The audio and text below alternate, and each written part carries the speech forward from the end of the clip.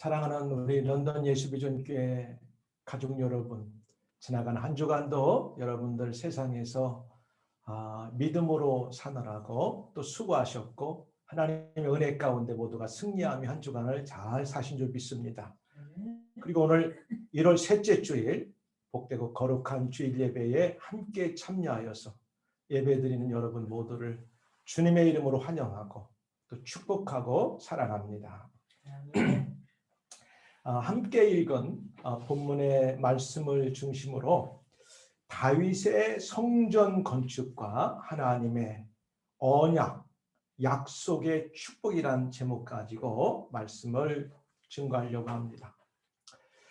구약 성경을 통하여 보면 창조주 여호와 하나님께서 인류 구원자 메시아 되시는 예수 그리스도께서 이 땅에 오시는 과정 속에서 크게 한 7번 정도에 걸쳐서 그의 선택한 백성들, 그 다음에 사람들과 언약을 맺으시고 그 언약의 점진적인 계시, 또 점진적인 계시가 드러난 폭로를 통하여 성취하셨습니다. 그러니까 프로그레시브 레벌레이션이라고 해서 하나님의 이제 계시가 점진적으로 이렇게 확대되고 그것이 마지막에는 예수 그리스도를 통하여 완성 성취되었다는 말씀입니다. 그래서 이 7가지를 일반적으로 우리가 보면 간단하게 창조 언약이 있어요. 창세기 1장에 보니까 하나님이 사람들과 언약을 맺으시는 게 나와요. 여러분, 우리가 언약이나 약속이나 일반적으로 비슷한 것 같아도 조금 더 구체적으로 언약이라고 할 때는 일방적으로 한 사람이 약속하는 게 아니라 두 사람, 상대방이 함께 약속하고 거기에 동의를 하는 경우가 일반적으로 성경에서는 언약, 계약을 맺었다 이렇게 나와요. 우리가 뭘 컨트랙트 한다 할 때는 혼자 하는 게 아니죠. 반드시 상대방도 내가 사인한 것을 동의할 때 사인하는 것처럼 성경에서 언약이라고 말할 때는 하나님께서 그의 선택된 사람들과 백성들에게 약속하시면 거기에 따라서 아멘, 우리 사람들도 우리도 그렇게 행하겠습니다. 이렇게 할 때 언약이라는 용어를 사용하게 됩니다. 그래서 창조 언약이 창세기 1장에 나오죠. 하나님께서 인간을 창조하시고 너희는 땅에 생육하고 번성하고 다스리라.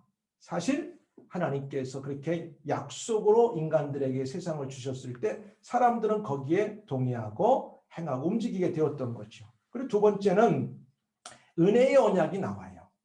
창세기 3장에 아담과 하와가 먹지 말라는 선악의 열매를 먹고 타락하고 죄지었을 때에 하나님께서는 원시복음이라는 여자의 후손이 오면 너희들을 구원해 줄 거라는 속에서 이제 그 말씀을 듣고 그렇게 살도록 인간에게 서로 하나님과 언약을 맺었어요. 또 지나서 어떤 언약이 있었냐면 노아의 언약이 있었죠. 하나님께서 사람이 이 땅에 사는데 너무나 죄가 관영해가지고 너무 죄가 아주 이 땅에 많아서 하나님이 눈뜨고 볼 수 없어서 물로 홍수로 세상을 심판하시고 나서 물이 다 세상에 다시 마르고 육지가 드러났을 때는 내가 다시는 너희들에게 물로 세상을 심판하지 않고 그러나 너희들이 행할 게 있다. 땀 흘리고 수고하고 밭을 가려야 되고 또 여인들은 해산의 고통을 가져야 된다. 이런 속에서 그 언약 속에서 살게 돼 있죠. 근데 그걸 벗어났을 때 하나님이 다시 사람들을 심판하시는 내용이 나와요. 그리고 네 번째는 하나님께서 이제 이스라엘의 어떻게 보면 가장 조상이 될 수 있는 아브라함을 불러내서 내가 모든 민족 위에 너를 뛰어나게 만들 것이고 네가 어디로 가든지 내가 너를 복을 더할 것이고 내가 복을 비는 사람들은 내가 너로 인해 복을 주겠다. 그러니까 네가 내 말에 순종하라 했을 때 아브라함은 하나님의 이제 약속의 말씀을 이제 듣고 거기에 순종하고 나아갔죠. 이게 이제 언약 관계죠. 그래서 창세기에 보니까 아브라함의 언약이 나오고 이때까지만 해도 어떻게 예수 그리스도와 연관이 되어질까 아직은 잘 몰라요. 좀 한국말로 표현하면 오리무중이에요. 깜깜해요. 아니 뭐 창조 언약, 그 다음에 은혜 언약, 노아 언약, 아브라함의 언약. 아브라함은 아직 아들도 없는 상태에서 하늘의 별과 같이 바다의 모래같이 내 자식들을 많게 하리라고 약속하셨는데 도대체 이 언약을 통해서 내가 하나님께서 말씀하시니까 아멘은 했는데 어떻게 이걸 이루어 가신다는 걸까? 아직까지 몰라요. 점진적으로 하나하나 더 이제 이렇게 프로그레시브하게 그 레벨레이션 되고 있죠. 폭로가 되는 거예요. 다 드러나게 되는데 그게 좀 더 구체적으로 드러나는 게 뭐냐면 이제 모세의 언약. 이스라엘 백성들을 아브라함을 통해서 그 아들 이삭, 100세에 얻은 이삭, 또 그 아들들 야곱의 12아들이 있었는데 그 아들들이 가나안 땅에 흉년이 와서 저 애굽에 내려갔다가 이제 400년이 지나서 이제 그들이 애굽을 탈출하여 가나안 땅을 광야를 지나 가나안 땅에 들어왔죠. 그런 과정에서 이제 너희들이 출애굽하고 내가 약속했던 젖과 꿀이 흐르는 가나안 땅에 들어가면 이렇게 살아야 된다. 그래서 광야를 걸어가는 도중에 하나님께서 모세를 통해서 이스라엘 백성들 언약을 맺었어요. 그래서 이게 한 지금 몇 번째냐?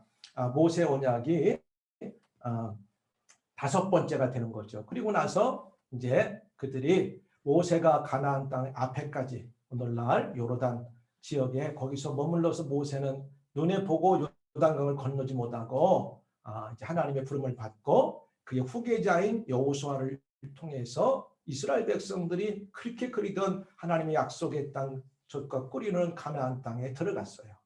들어가서 이제 거기서 정착하는 과정에서 그의 후계자인 여호수아가 이제 떠나기 전에 다시 한번 그의 이스라엘 백성들에게 하나님께서 우리 이스라엘 백성들에게 뭐라고 약속을 주셨고 그 약속이 이스라엘 백성 너희들과 계약을 맺었으니까 너희들이 절대 그 법을 떠나거나 어기면 안 된다고 하는 속에서 이제 여호수아를 통해서 다시 한번 이제 언약을 세겜이라는 데서 언약을 다시 이제 상기시키죠. 그리고 오늘 7번째 중요한 다윗과의 언약을 통해서 구체적으로 이제는 이스라엘이라는 나라를 완전히 벗어나서 다윗의 후손으로 오는 그 이제 후손은 그 가운데 인류의 구원자 메시아가 올 거라고 하는 사실이 이 다윗의 언약에 보면 좀 구체적으로 우리가 암시하는 것을 깨달을 수가 있어요. 그래서 창조 언약부터 이렇게 쫙 점진적으로 하나님의 계시, 그 레벨레이션이 드러남과 폭로가 구속을 위해서 하나님이 어떤 계획을 지금 펼치고 나오시고 있는가를 보여주고 있죠. 그리고 나서 이제 그게 예레미야를 가서 다시 한번 앞에 있는 언약들을 상기시고 신약의 예수 그리스도께서 탄생하시게 되는 거죠. 그러니까 어느 날 갑자기 예수님이 탄생한 것이 아니라 창세기부터 어떻게 하나님께서 인류 구원을 위해서 계획을 가지시고 그것이 점진적으로 드러나고 우리에게 알게 하시고 깨닫게 하시는가를 통해서 하나님은 이제 언약들을 맺으시고 또 하나님은 한번 사람들과 비록 부족한 피조물인 사람들과 언약을 맺으시면 절대 그것을 바꾸지 아니하시고 반드시 이루시고 성취하시는 하나님인 것을 볼 수 있어요. 그래서 오늘 우리가들이 함께 읽은 본문의 배경은 다윗이 왕위에 오른 후 하나님께서는 주위의 모든 그의 원수들로부터 주변 나라들의 침공이 없게 하셨어요. 그러니까 오늘 이런 배경 속에서 다윗의 언약을 통해서 말씀하시는 그 의미가 굉장히 중요합니다. 그래서 오늘 저는 이 다윗의 언약에 근거한 다윗이 왜 성전 건축을 그렇게 사모하고 그것을 원했던가, 그리고 그런 마음을 가졌을 때 하나님은 어떻게 다윗에게 큰 약속, 언약과 축복을 주셨는가를 통하여 저와 여러분들도 이러한 마음을 갖고 하나님의 이러한 축복을 받기를 원하는 마음에 오늘 말씀을 증거하게 됐어요. 그러니까 오늘 사무엘상 7전에 시작하면서 우리가 지면이 짧아 제가 다 내지는 못했는데 아주 중요한 말을 해요. 여호와께서 사방의 모든 대적들을 파하사 왕으로 궁에 평안히 거하게 하실 때에 다윗만큼 이제 왕이 되기 전부터 또 왕이 돼서도 전쟁을 많이 한 왕은 없어요. 그럴 때마다 하나님이 도우셔서 모든 전쟁을 거의 승리케 하셨어요. 하나님께서 다윗과 함께 하셨기 때문에 그런 결과를 가져왔어요. 그리고 오늘 사무엘하 7장 1절을 시작하면서 왕이 돼서 이제 머물 때에 하나님께서 주변의 모든 나라들이 감히 이스라엘의 왕으로 있는 다윗이 있는 동안은 누구도 침공해 오지 못하도록 막아주셔서 아주 태평성대를 지금 누리고 있는 시기입니다. 그러니까 피스와 프로스퍼리티가 다윗한테 아주 최고였었어요. 그리고 그 아들 솔로몬까지 잠시 이제 연결이 됐죠. 그리고 하나님께서도 왕인 다윗과 함께 하고 계심을 볼 수가 있어요. 아니 태평성대만 주신 것이 아니라 다윗이 왕으로 있는 이스라엘 땅이 얼마나 하나님께서 기뻐하고 있는가를 알 수 있어요. 3절 그 상반절에 보면 이렇게 나오고 있어요. 뭐라고 성경은 표현하고 있냐면 자, 여러분들 듣기 많으세요? 나단이 왕께 고하되 왕과 함께 계시니 그러니까 왕으로 다윗 왕이 있을 때 나라가 아주 평화롭고 번성할 뿐만 아니라 그런 와중에서도 하나님이 다윗 왕과 함께하고 계시대요. 이건 놀라운 축복입니다. 아멘. 모든 나라가 다윗의 통치 아래에서 태평성대와 프로스퍼리티가 지금 막 이렇게 해서 세상에 가장 좋은 정치인이나 리더나 그 다음에 대통령이나 총리는 누구예요? 민생, 어려운 서민들이 잘 평안하게 살고 누구도 어려움 당하지 않고 또 잘 먹고 그 사회 속에서 행복하게 살도록 만들어주는 것이 얼마나 좋은 왕이고 지도자겠어요. 근데 다윗은 이런 모든 것들을 충족시켜 줄 뿐만 아니라 여호와 하나님으로부터 인정을 받고 여호와 하나님의 지금 이렇게 돌보심을 받고 있는 차원이었어요. 나단이 왕께 아뢰되 여호와께서 왕과 함께 계시니 놀라운 축복입니다. 우리 그리스도인들에게 최고의 축복은 하나님의 은혜가 우리에게 떠나가지 않는 것입니다. 하나님의 함께 하시는 것입니다. The Lord is with you 이렇게 써 있어요. NIV에 보니까. 이 정도의 상황이 되면 왕을 포함한 대부분의 사람들은 교만하기 쉬워요. 그리고 자만하거나 나태해지기 쉬워요. 우리 사람들은 너나 할 것 없이 뭔가 우리가 원하는 걸 얻게 되고 내가 원하는 것보다 더 많은 걸 얻게 되고 내 삶에 뭔가 평화로움이 찾아와서 그것이 어느 정도 지나면 누구나가 다 나태해지기 쉽고 또 그것이 이제 뭔가 즐거움이 없이 사라지면 다른 데에 어떤 흥미를 찾게 되고 죄를 짓는 결과가 많이 찾아와요. 근데 오늘 본문에 보니까 하나님은 다윗과 함께 하셨다. 이 정도가 상황이 되면 교만하거나 자만하거나 나태하기가 쉽습니다. 그런데도 다윗은 현재의 평화로운 인간적인 행복한 삶에 안주하지 않고 어떻게 하면 하나님의 뜻을 발견하고 잘 숨기고 기쁘게 해드릴 수 있을까 하는 모습을 본문을 통해서 알 수 있습니다. 그것은 바로 다윗 왕이 하나님께서 내가 너희들과 함께하고 있다가는 임재의 상징이 되는 법궤를 모실 성전 건축하기를 원하기 때문에 그래요. 6장까지 보면은 하나님의 법궤가 지금 예루살렘에 있지 않고 예루살렘 밖에 이렇게 좀 떠돌이로 돌아다니고 있고 여기에 가서 몇 달 있고 저기에 가서 몇 달 있고 사실은 이것에 대해서 다윗은 굉장히 마음이 편찮고 불편했어요. 이 본문을 말씀을 이렇게 증거할 때 왜 다윗이 성전 건축을 그렇게 원하는가 증거할 때 우리도 다윗과 같은 하나님을 사랑하는 신앙을 가져야 되겠고, 그럴 때 하나님께서는 어떠한 언약과 축복을 베풀어 주시는지 은혜 받으시기를 주의 이름으로 축복합니다. 첫 번째, 다윗 왕은 여호와 하나님께서 함께 해주시는 사람인 것을 제가 말씀드렸어요. 여호와 하나님께서 함께 해주시는 사람인 걸 말씀드렸어요.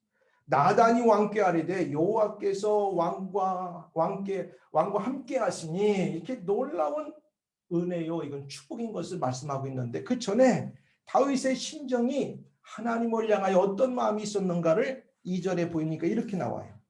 그가 1절에 평안히 왕궁에 거하며 때에 왕이 나단 선지자에게 이렇게 물어봐요. 볼지어다, 나는 백향목으로 만들어서 으리으리한 궁전에서 내가 왕이라고 살고 있는데, 사실은 내가 이렇게 오늘 이렇게 궁전에서 으리으리하게 누리고 태평성대하며 모든 사람들이 나를 위대하다고 나를 지켜 세우는 그 모든 근거는 사실 알고 보면 하나님께서 나를 도우셨고, 매 순간마다 하나님이 나와 함께 하신다는 임재의 상징이었던 그 법궤를 중심으로 내가 하나님을 섬겼을 때 나와 함께 하셨는데, 나는 오늘 백향목으로 지은 궁전에서 이렇게 평화롭게 살고 있는데 하나님의 임재의 상징인 법궤가 놓여 있는 곳은 아주 보잘것없는 예루살렘 밖, 왕이 살고 있는 이 다윗성이 아니라 다른 곳에 있는 것에 대해서 다윗은 너무너무 마음이 편치 않았어요. 그러면 물론 다윗이 이럴 수도 있지만 사실 알고 보면 다윗 이전에 사울 왕이 있었을 때 얼마든지 이스라엘의 초대 임금이었던 사울 왕이, 그래 우리가 이제는 하나님의 은혜 안에 출애굽도 잘했고 가나안 땅에 들어와서 이렇게 정착하고 살으니까 우리가 이제는 하나님의 법궤를 잘 모시고 예배를 드릴 장소를 정하자 했음에도 불구하고 못한 거죠. 그리고 시간이 지나서 이렇게 온 거예요. 근데 다윗 왕은 여호와 하나님께서 함께 해주시는 사람이었는데 이게 축복이고 은혜예요. 그래서 여러분 왜 그런가?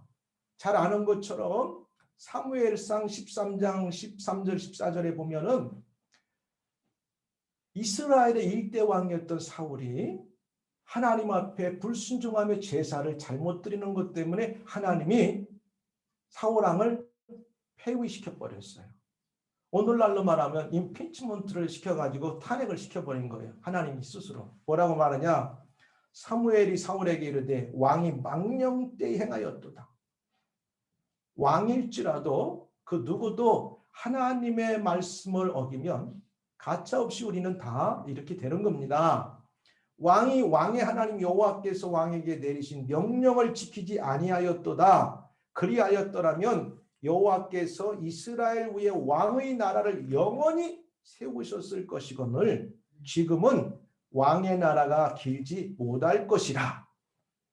여호와께서 왕에게 명령하신 바를 왕이 지키지 아니하였으므로 여호와께서 그의 마음에 맞는 사람을 구하여, 이미 사울 당신이 이스라엘의 왕이었지만 하나님은 당신이 불순종한 것 때문에 당신이 더 이상 당신의 자녀들과 당신의 집안이 계속해서 이스라엘의 왕이 되는 것을 막으셨습니다. 그 대신 하나님의 마음에 드는 자가 있답니다. 사무엘은 그때까지 누군지 모른다고 제가 말씀드렸죠.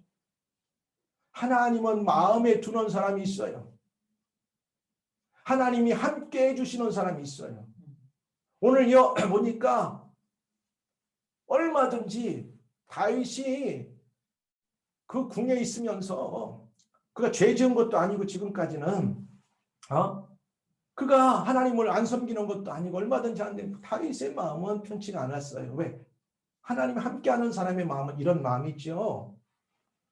제가 지난주도 설교했지만 사도행전 13장에도 보면 그 후에 그들이 왕을 구하거나 하나님이 베냐민 지파 사람 기스와 아들 사울을 40년간 주셨다가 패하시고 다윗을 왕으로 세우시고 증언하여 이르시되 내가 이새의 아들 다윗을 만나니 내 마음에 맞는 사람이라.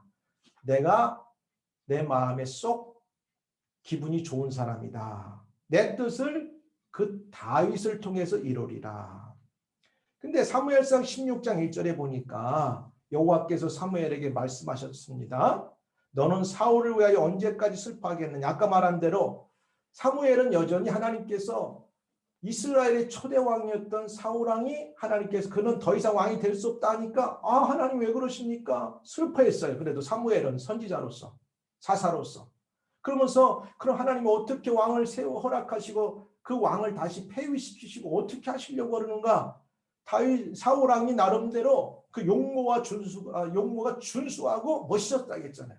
아니 이스라엘 백성들 가운데 과연 저 많은 사람이 다시 왕으로 나타날 수 있을까 하는 그런 인간적인 마음도 사무엘도 아마 없진 않은 것 같아요. 그러니까 슬퍼했죠. 여호와께서 사무엘에게 말씀하셨 너는 사울을 위해서 언제까지 슬퍼하겠느냐. 나는 이미 그를 버렸으므로 더 이상 그를 이스라엘의 왕으로 여기지 않는다.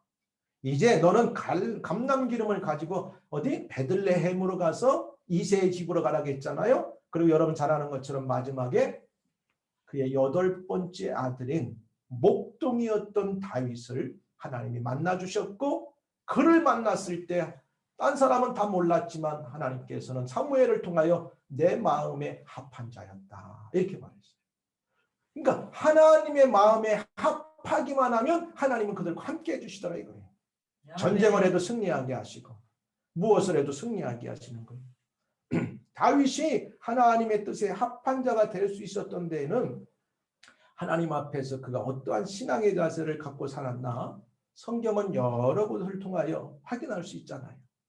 오늘도 제가 읽어드린 이런 구절을 통하여 마음에 합한 자가 됐대. 하나님을 기쁘시게 했대. 그 중에 오늘 우리가 함께 읽은 본문에 보면 나오잖아요. 다른 사람에게 인정을 받는다는 것은 굉장히 중요합니다. 여러 사람이 함께 살아가는 우리의 사회나 우리 국가사회 속에서 다른 사람에게 인정받지 못하면 성공한다는 것이 쉽지 않아요. 적게는 가정에서 어린 자녀들이 성장하면서 부모의 말에 교육에 잘 따라올 때 순종하는 모습을 통하여 아하 얘는 나중에 잘 되겠구나 부모들은 알게 되죠. 옛날 속담이 있잖아요. 집에서 새는 바가지는 들에 가도 샌다. 집에서 새는 바가지는 들에 가서도 샌다. 안에서 새는 바가지는 밖에 나가도 샌다. 이건 무슨 말이냐 속담이지만 구멍이 난 바가지는 그 구멍을 막기 전까지는 아무리 집에서 구멍이 난 걸 가지고 밖에 나간다고 해서 안 새는 게 아니라 이미 집 안에서부터 구멍이 센 바가지는 갖고 나가서 아무리 물을 퍼도 그 바가지에 물이 새게 돼 있다는 거예요. 여러분 가정교육이 얼마나 중요한지 모릅니다. 아마 2세는 적어도 하나님 앞에서 가정교육을 잘 시킨 것 같아요. 성경에 보면 가문이 얼마나 중요한지 몰라요. 믿음의 가문이. 여러분 잘 아셔야 돼요. 언젠가 제가 설교하고 하겠지만 오늘날 이제 요셉이나 야곱이 된 것은 절대 그들이 된 게 아니에요.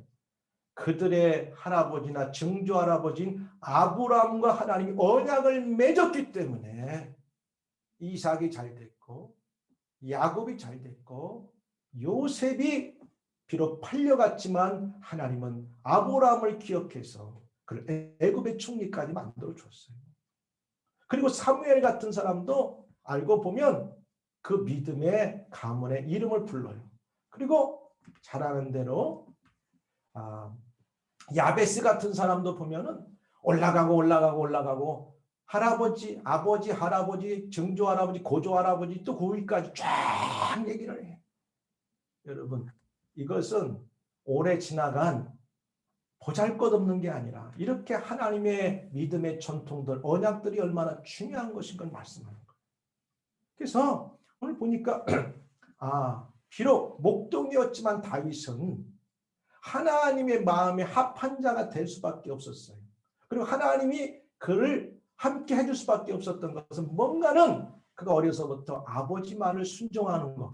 안에서 세지 않으면 밖에 나가서도 안 세요. 부모한테 말 안 듣고 밖에 나가서 다른 사람 말 잘 듣는 거 봤어요? 부모 말 잘 듣고 교육 잘 받으면 부모님 생각에서도 밖에 나가서 사고 안 치고 다녀요.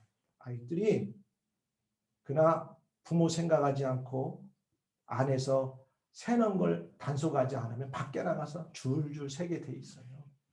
그런 걸 보면 아마도 제가 추측해 보기에는 다윗은 말은 안 나오지만 신앙교육 받을 때 철저하게 받았던 것 같아요. 하나님 중심으로. 그 다음은 학교에 가면 선생님께 인정을 받아야 돼요. 학교 선생님한테 인정 안 받은 애들 치고 잘 되는 사람 그렇게 드물어요. 공부를 잘하고 못하는 건 둘째고 선생님들이 볼 때 얘는 참 공부를 달란트로 잘하는구나. 얘는 조금 공부는 좀 떨어지지만 아이가 참 착하구나. 여러분 공부 잘하는 사람만 세상에 있는 게 아니고 어떤 사람은 또 인성도 좋아야 되고 또 친화력도 좋아야 되고 여러 가지의 달란트가 다 달라요. 근데 중요한 것은 인정을 받아야 되는 거예요. 함께. 그래서 누가 된다면 레퍼런스가 중요하잖아요. 그 사람 얘기한다면 그래 내가 그 사람 레퍼런스 써줄게. 그거 아니겠어요? 하나님이 오늘 다윗과 함께 한다는 것은 내가 너를 보증하겠다. 개런토가 돼주겠다는 거예요. 그 정도 되면 하나님 마음에 드는 거죠. 여러분 신앙인들은 이게 중요합니다. 하나님 마음에 들어야 되면 하나님께서 그 다음부터는 우리 인생을 개런토가 되어주세요. 하나님이 우리의 보호자가 되어주시고 우리의 삶의 인도자가 되어주시고 우리를 도울 자가 되어주신다는 말씀이에요. 그리고 회사 다니는 사람은 회사에서 인정받아야죠. 회사 갔는데 매일같이 보스 뒷담 하나 이렇게 디스하고 회사에 대한 불명과 원망만 있으면 아무리 그 사람이 번쩍이는 지혜나 아이디가 있어도 아마 영순이야. 회사에서 퇴출. 굉장히 중요한 겁니다. 인정을 받아야 돼요. 이렇게 인정을 받아야 하는 데는 여러 가지 요소들이 있습니다. 능력도 있어야 됩니다. 주변에 다른 사람들과 좋은 관계도 릴레이션십도 있어야 되고 그러나 가장 기본적으로 진실하고 참된 인성이 중요해요. 인성이 중요해요. 그리고 전능하신 여호와 하나님께 인정을 받아야 돼요. 우리 그리스도인들은. 이게 신앙인의 모습이에요. 그래서 우리나라 아주 큰 모 신학교의 교훈에 보면 신학대학원에 목사님들을 훈련시키는 그 선지동산이라고 하는 신학대학원에 교훈이 뭔지 알아요? 첫 번째 신자가 되라요. 와 여기 신학교 왔으니까 위대한 목사님이 되라. 똑똑한 목사님이 되라. 세계적인 목사님이 되라. 이게 아니라 먼저 신자가 되라. 그 말은 기본적인 인성이 되어서 하나님 앞에 바른 인성을 가지고 신자가 되라는 거예요. 그리고 둘째가 공부하러 왔으니까 학자의 모습을 가져라. 학자가 되라. 그 다음에 인성이 되고 신자가 되고 학자가 되면 자기의 부족한 부분을 이렇게 업그레이드 하니까 좀 성자가 되라. 그렇잖아. 목사님이 되려면 이렇게 훈련을 받아야 된다는 거죠. 그래도 부족한데. 그 다음에 전도자가 되라. 그 다음에 목자가 되라. 그래서 이 신학교 온 사람들에게 나는 이러한 꿈을 가지고 목사님인데 그거는 나머지고 나중에고 신자가 돼야 돼. 나같이 부족한 사람을 하나님이 그래도 나를 불러서 하나님께서 예수님을 통하여 복음 전하라고 하는 이 목자의 사명을 나에게 주셨구나. 내가 먼저 하나님 앞에 주님 앞에 신실한 1대1의 인격적인 만남과 신자가 되어야 되겠다. 거기서 그걸 배워야 돼요. 이게 중요한 거예요. 다윗은 비록 세상 사람들이 다 아직 주목하지 않는 어린 나이였지만은 하나님의 말씀을 묵상하고 그가 맡겨진 일은 작든지 크든지 하나님 앞에 하듯이. 그러니까 하나님은, 사람들은 몰라볼 때 하나님은 마음에 들었어요. 이미 사무엘 선지자도 몰라. 너는 저 베들레헴에 가면 이새라고 하는 사람이 있다. 아주 이름까지 하나님 딱 알려줘요. 감람 기름을 갖고 가서 이새의 집안에 가면 아들 여러 명 있는데 그들을 쫙 세워놓고 지나가면서 내가 그 머리에 요 사람이다 하면 그때 기름을 부어라. 이렇게 말씀했어요. 사람은 몰라요. 그러나 하나님은 알고 계세요. 저 사람이 내가 나를 사랑하는가? 정말 내 마음에 네가 합한 자가 될 수 있는가? 우리는 하나님 마음에 드는 자가 되시기를 주의 이름으로 축복합니다. 아멘. 하나님 마음에 합한 자가 돼야 돼. 그러면 하나님 그때부터 함께 해주세요. 하나님은 함께 해주시는 거예요. 사람들은 외모를 보고 취하기가 쉽지만 하나님은 그 마음의 중심을 보신다고 약속하셨어요.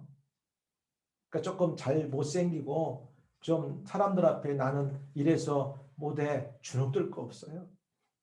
하나님이 우리에게 은혜 주시기만 하면 그 모든 것들은 다 부수적인 것들. 사무엘상 16장 7절에 보니까 사무엘이 이새의 아들들을 첫째부터 7번까지 쫙 지나가면서 이 사람인가 이 사람인가 쭉 하는데 그때마다 하나님께서 응답을 안 하셔요. 그래서 마지막 또 있냐고 물어보니까 저 들판에서 지금 양치고 있는 우리 막둥이가 있다고 데려오라고. 그러면서 하나님 하시는 말씀 있죠? 사람은 외모를 보지만 나 여호와는 중심을 본단다. 여러분, 우리가 아무리 그럴듯하게 우리를 치장하고 포장해도 사람은 속일 수 있어요. 전능하신 하나님은 우리의 심장과 폐부를 살피시기 때문에 우리를 하나님을 속일 수 없어요.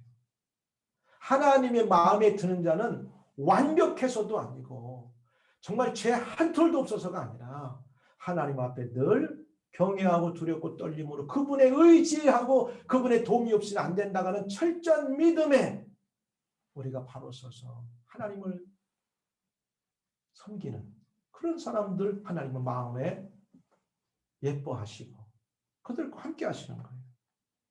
이와 같이 다윗왕은 여호와 하나님께서 함께 해주셨어요.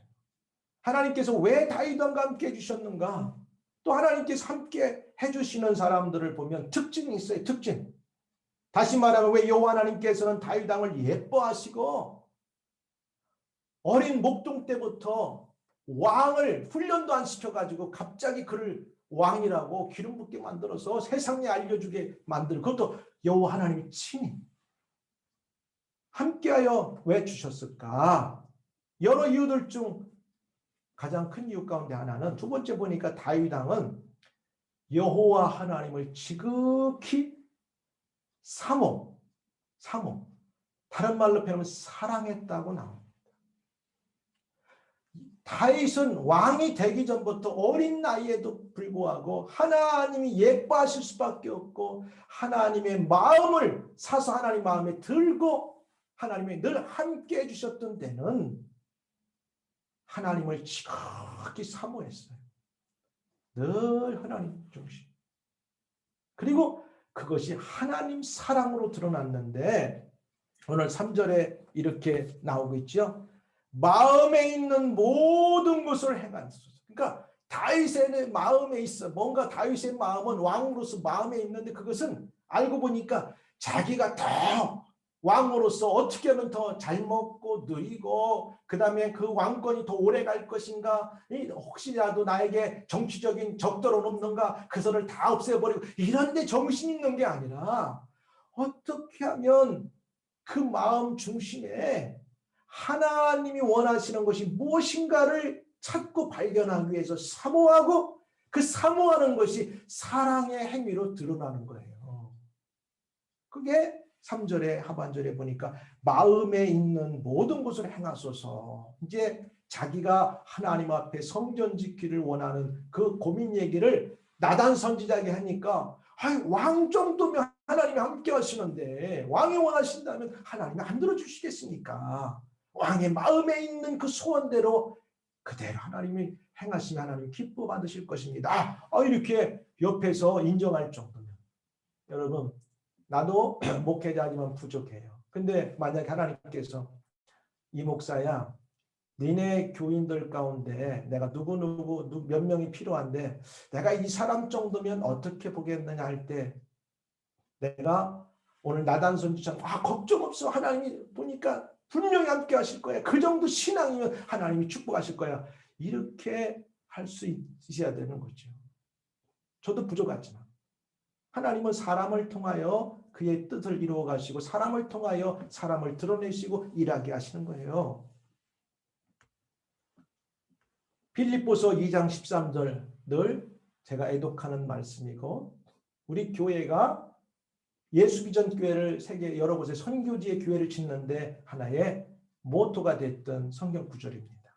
너희 안에서 행하시는 이는 하나님이시니.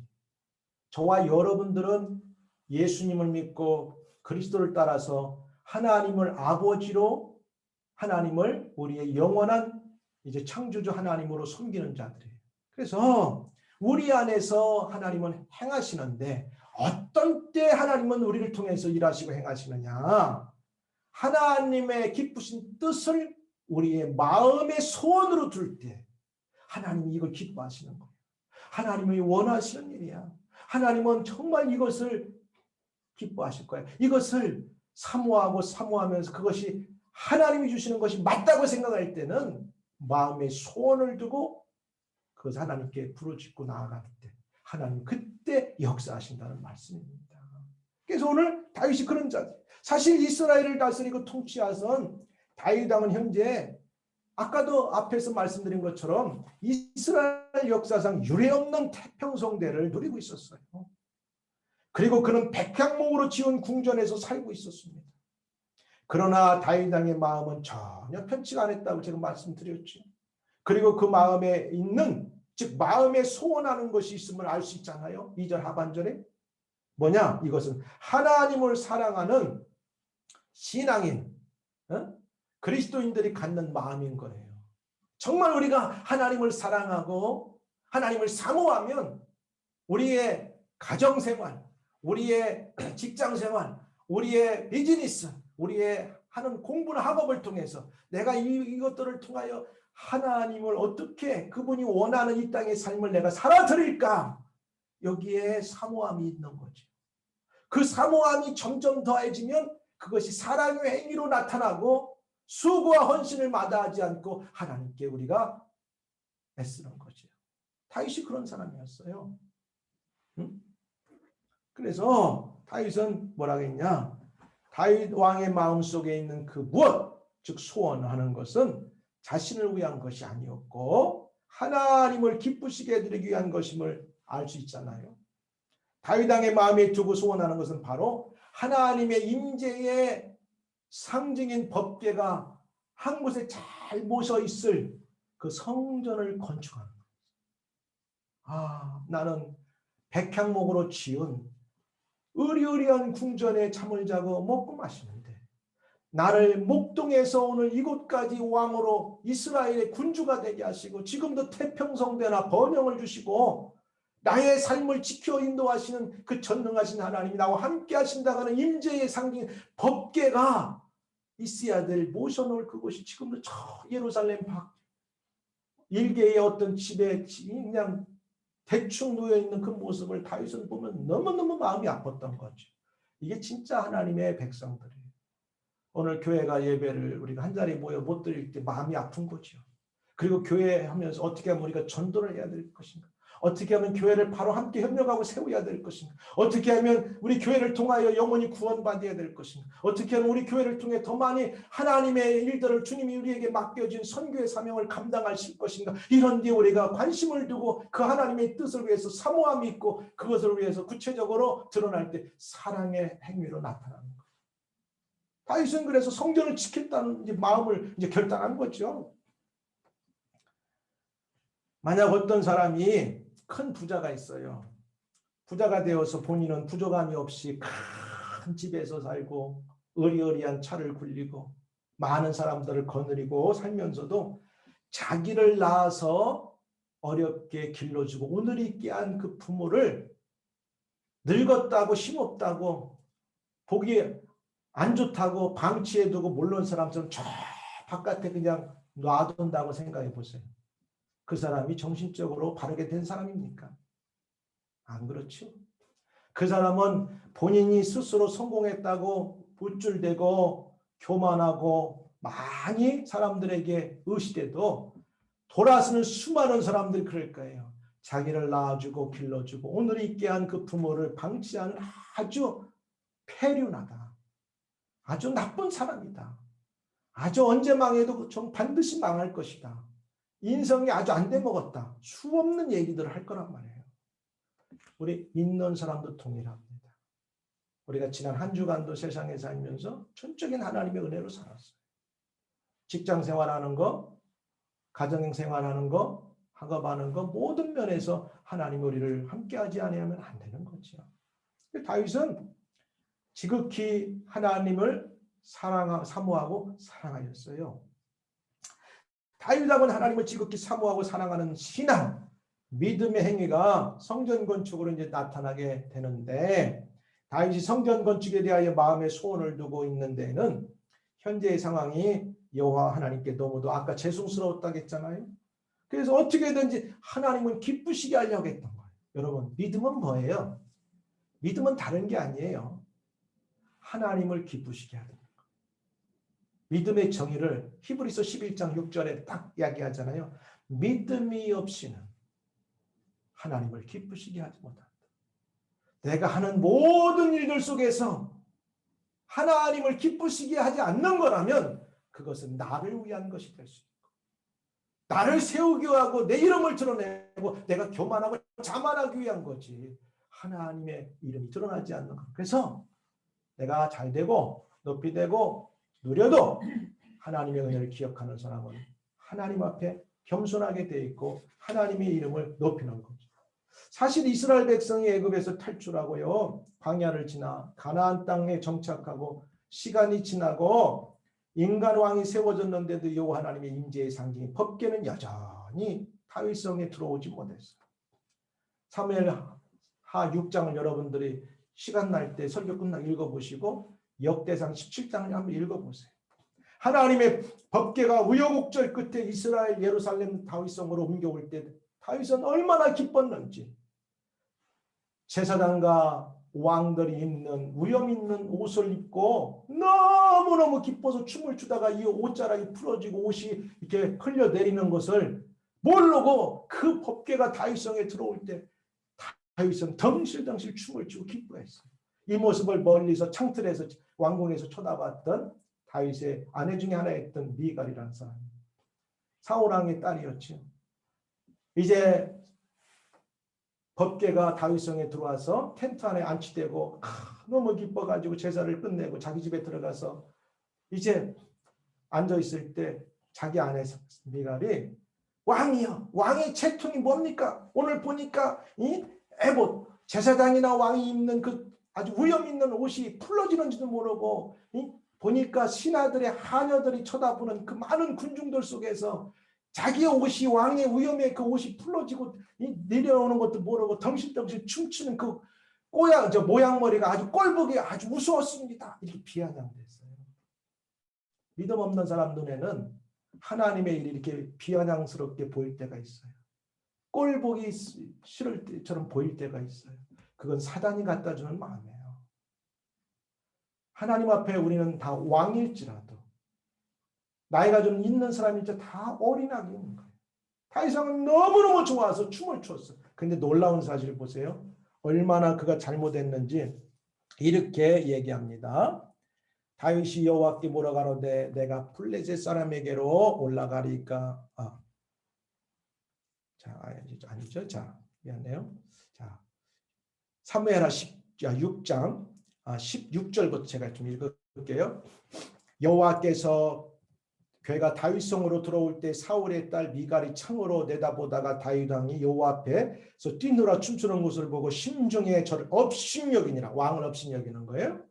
여호와의 궤를 메고 들어가서 다윗이 위하여 친 장막 가운데 그 예배한 자리에 법궤를 잘 이렇게 놓아두고 번제 화목제를 여호와 앞에 드리니라. 다윗이 번제 화목제를 드리기를 마치고 만군의 여호와의 이름으로 맹세 백성이 축복하고 모든 백성 곧 이스라엘의 무리를 물어나고 남녀하고 떡도 주고 고기도 주고 포도주 한 덩어리씩 나눠주고 다윗이 자기의 가족에게 축복하러 돌아오매 사울의 딸 미갈이 나와서 다윗을 맞으며 가로되 이스라엘 왕이 오늘 어떻게 영화로우신가. 방탕한 자가 염치 없이 자기의 몸을 드러내는 것처럼 오늘 그 신복의 계집종들의 눈앞에서 몸을 드러내셨도다.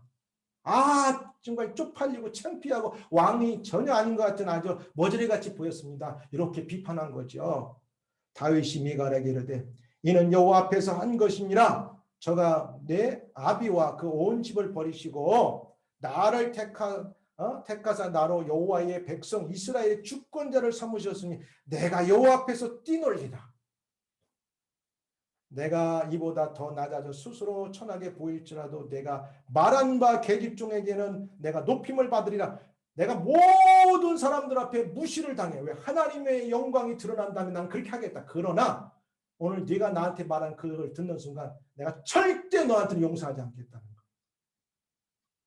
사랑하는 여러분, 이게 믿음이에요. 왕일지라도 하나님의 영광을 위한다면 그 왕의 자리를 잠시라도 잊으면서 하나님의 이름을 드높일 수 있는 그 믿음. 그러므로 사울의 딸 미갈이 죽는 날까지 자식이 없으리라. 이렇게 해서 제가 오늘 이제 시간이 가니까 오늘은 여기까지 맺도록 이제 하겠습니다. 사랑하는 여러분, 굉장히 중요한 겁니다. 얼마나 중요한지 몰라요. 마음이 합한 자, 하나님 함께 계시는 자는 왜 그럴까? 이렇게 이걸 보니까 왜 하나님이 다윗을 보면 내 마음에 합한 자라고 하는 말이 나오잖아요. 왕의 채통머리는 잠시 잊었어요. 그가 그렇게 하고 싶어서가 아니라 너무너무 감격스럽고 기쁜 나머지 하나님의 법궤가 이 다윗성에 온다니 막 덩실덩실 춤을 추다가 자기가 왕으로서 입고 있는 권위 있는 옷이 풀러져서 내려오는지도 몰랐다는 거예요. 하나님이 그 실수를 기쁘게 받았어요. 이게 바로 믿음인 거예요. 근데 그것을 다른 시각에서 보고 비난할 때 하나님은 도리어 그 사람에게 화가 임하게 하죠. 하나님 여러분, 이렇습니다. 바로 다윗은 이런 의미 가운데서 회막과 성막과 성전이 오늘날 이제 교회로 연결되는데 바로 다윗이 이런 속에서 하나님 앞에 마음이 합한 자가 되고 함께하는 은혜를 받았고 그 다윗의 마음은 참 하나님의 일이라는 사모함이 있었고 왕의 신분을 잠시 잃더라도 그를 사랑하는 모습이 드러났다는 사실이에요. 오늘 저와 여러분 가운데 이러한 모습이 한 주간도 있기를 주여로 축복합니다. 제가 또 나머지는 이어서 하도록 하겠습니다. 오늘 기도하겠습니다. 은혜로우신 아버지 감사합니다.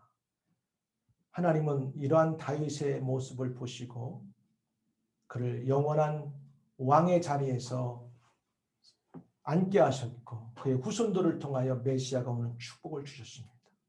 오늘 우리가 한 주간을 살아가면서도 하나님 사모하며 하나님 사랑하며 살게 하여 주시옵소서. 그럴 때마다 어려운 모든 환경 속에 우리와 함께 하시는 은혜가 있게 하여 주옵소서. 예수님 이름으로 기도합니다. 아멘.